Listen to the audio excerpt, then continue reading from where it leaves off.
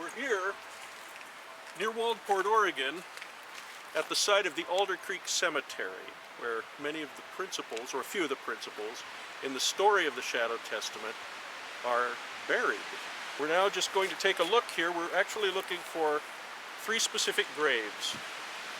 One of them is for Frank Hurt, who was a member of the Crefeld sect, Crefeld being the minister who was the false prophet as he appears in the Shadow Testament. The other 2 people buried here are Molly Hurt, his wife, also very important in that sect. And finally, we're looking to see if we could find the grave of Esther Mitchell. Esther Mitchell is the real-life person who is the character of Jane Marshall in the Shadow Testament.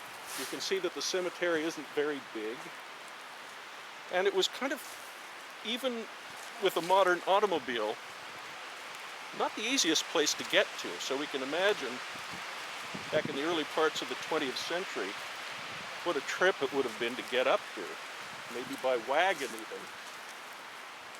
So, still looking around to see if we can find these graves. No luck yet, but there's quite a few left to look at, even though the cemetery is pretty small. Here's something. Okay. Here we are. Hurt. Molly and Frank Hurt. As I said, these were 2 very important principal players in the story that is the basis for the Shadow Testament. Molly and Frank Hurt were members of the sect on Smith Island, which in our play is called Kiger Island, during 1903.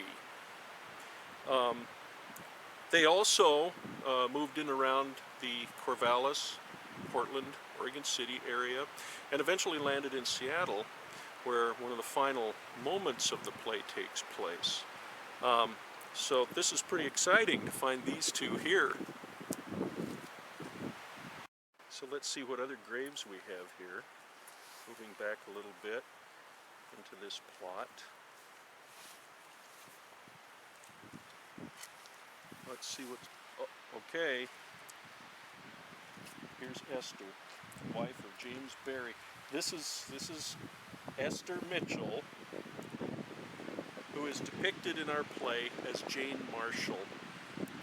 So this is the person, the real person in the story of the Crefeld sect on which the Shadow Testament is based.